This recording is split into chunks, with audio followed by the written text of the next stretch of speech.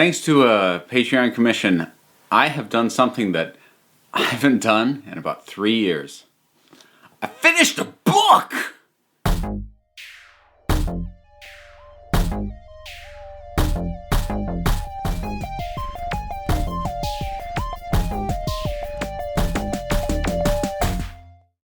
Yes, folks, this is going to be the first sort of formal book review that I think I've ever done on this channel.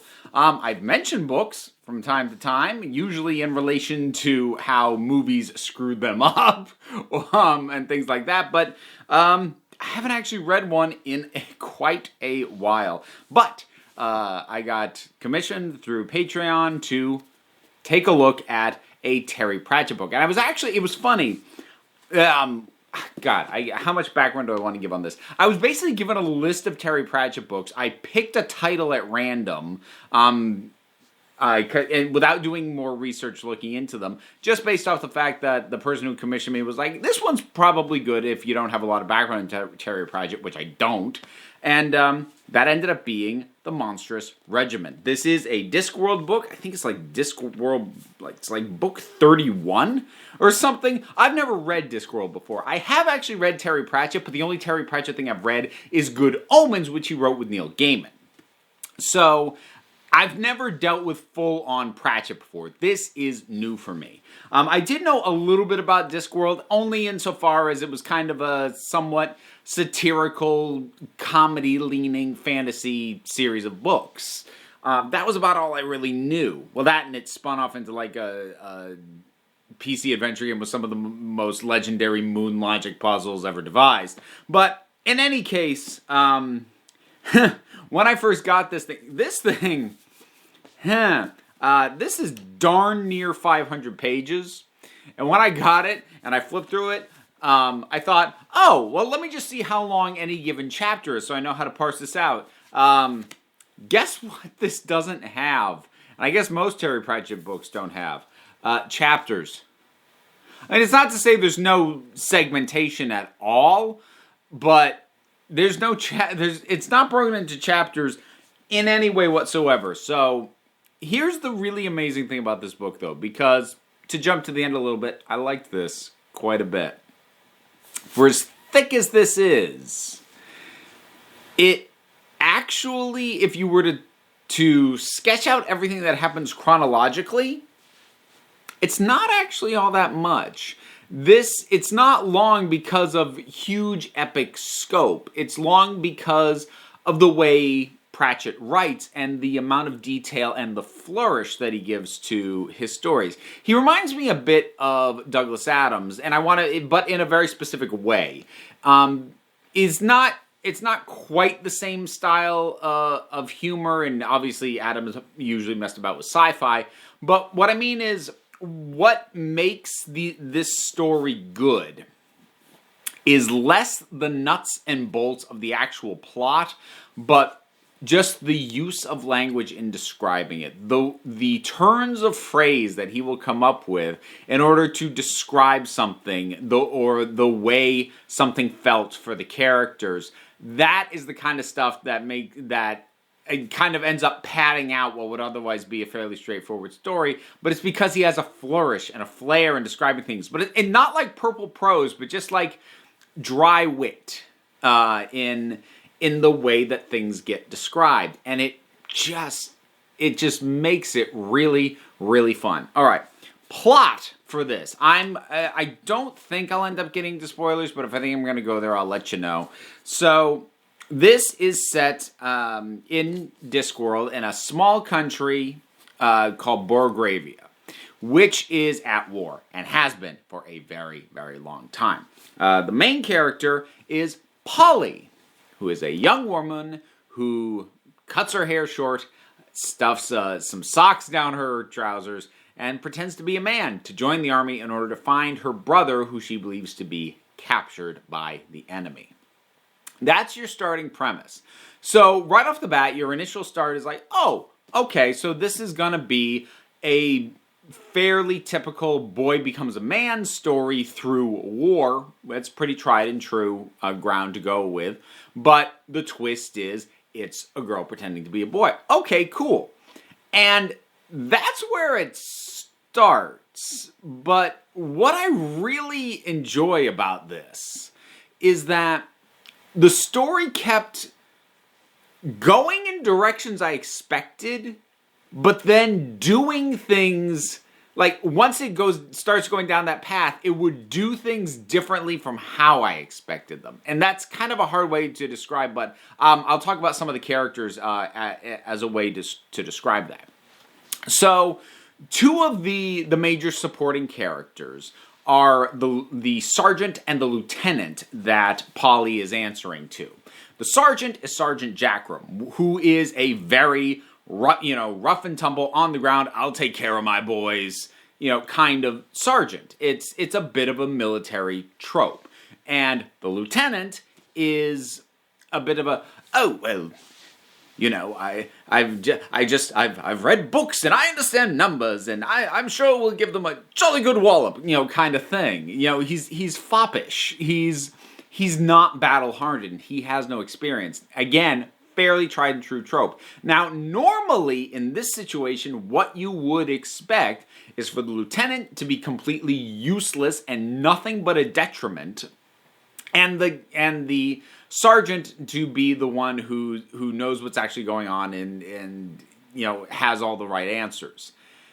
And that happens to an extent, but it also gets undercut because as it goes along, you realize sometimes Jackram's way of going about things, no, that's actually not a great idea. And in fact, the lieutenant has a better idea, but also not always. So, like, what you realize about, say, Lieutenant Blouse is that, yeah, his name is Blouse, is that he doesn't have, he definitely has none of Jackram's experience, but he's still looking at things with more intelligence and more analytical nature than people on the battlefield tend to. And he is coming up intermittently with things that nobody else in the squad considers and is actually a good idea and works really well. And there are times that he stands his ground and pulls his rank and is like, oh crap, he's actually right. But then that's not a moment where you're like, oh, and he'll always be right from here. Oh no, because he's still that fop, and then he does this, and Jackram's got to come in. But then Jackram, goes too far, and so, the power dynamic between the two of them kept shifting around in ways that were not what I expected, especially given the fact that the template that these characters fit was pretty standard for a young man becomes a boy becomes a man on the field of battle kind of story. So, like I said, on paper, so much of this is fairly standard stuff, but just with the right amount of little twist here and there. And also, I got to learn a little bit about the world of Discworld, and I really like that the weirdness and oddities of this fantasy world are just integrated into the story for the most part, as if this was stuff you already knew. It'll explain a little bit, like when there's a troll that throws a rock at another troll, and everyone's like, "Oh God, is this a fight?" And they're like, "No, that's basically saying hello." So stuff like that gets explained, but it's not and here's where the trolls came from and the history of the no. There's just trolls here. It's just a troll. Move on. So on that basis, some of the other members of the Monstrous Regiment, we have a number of other just young men, and of varying kinds. There's one who's very into the very crazy religion that the Burgravians have. There's one who's just very quiet. There's one who's very but then you've also got a coffee addicted vampire. You've got a troll, and you've got an Igor. And it's hard to, it's very intuitive what the Igors are, but to try and explain it feels very weird. It's like an entire clan of mad scientist assistants, and they understand bodies very well, and they're great on the field medics. And if they lose a patient, they'll preserve whatever body parts they think they can use to help somebody else later. But coming back to the religion thing, there's a lot of satire going on in this book. There's satire of the military. There is satire of gender dynamics. There is satire of religion. But what I really appreciate about it is that partly because the world of Discworld does not feel analogous to anything. Nothing feels like it's meant to be a one-to-one comparative to the real world. Like, he's not skewering something super specific. These are broad ideas, so that helps. But then even beyond that, the satire is surprisingly gentle. So, like, there is satire of sort of the overly masculine military mindset, while at the same time still finding some value in that. There is a skewering of the followers of Nuggin, who is the insane god that the Borgravians worship, who keeps declaring, all these abominations. Like, he declared beets an abomination, which is the staple crop. So now they just have to figure out how to live without beets. That's the kind of stuff that they have to deal with, which is obviously insane, but they just kind of do it. And yet, at the same time, there is a certain amount of validation of for some characters of faith. So it's not a blanket, religion is dumb. It is this specific religion going on over here is hurting the people. That's bad. And again, because it doesn't feel analogous to a specific real-world religion, it doesn't come across as mean-spirited or even necessarily skewering the idea of faith. It's poking at the idea of, we do this just because we don't stop and go, wait a minute, what? And it's skewering that idea and filtering it through faith, but it doesn't feel like a ha-ha-ha religion is dumb thing. Because, trust me, if it felt like that, that would have annoyed me. But it didn't. And the same with the gender politics, and the same with the military politics. And with some of the stuff that happens towards the end, and I have now decided I'm not going to spoil it, but with some of the things you realize towards the end, with what's going on, it really felt like it was pushing it. And like, if I were going to nitpick just slightly, some of the sort of climactic stuff, there's extended series of characters kind of just having speeches, for lack of a better term. I think that goes on a little too long, both for individual speeches and that section, but it still all pays off really well, and it feels earned.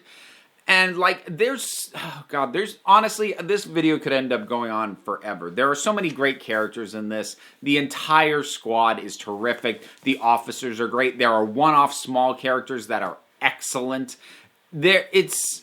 But again, like, despite being this thick and super, having a lot of characters and a lot going on in the world, the narrative is pretty straightforward.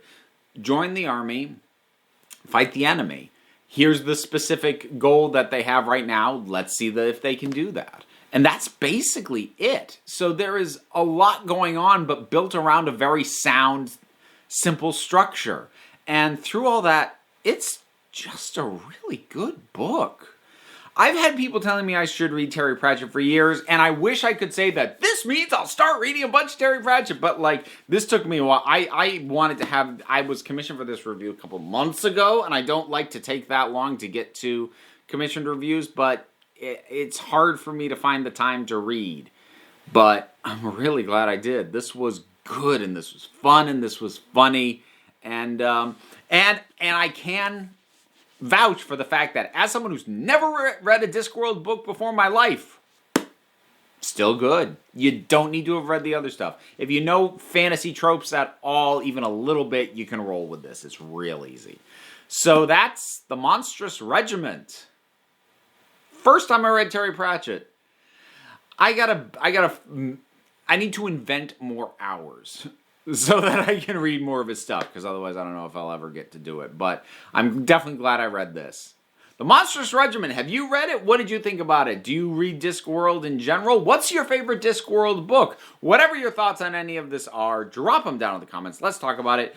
All stuff to do. It's linked down there. Social media, Patreon, you know the drill. Click on it. Or you also don't have to. It's okay, because at the end of the day, folks, you're the council. I'm just running meetings.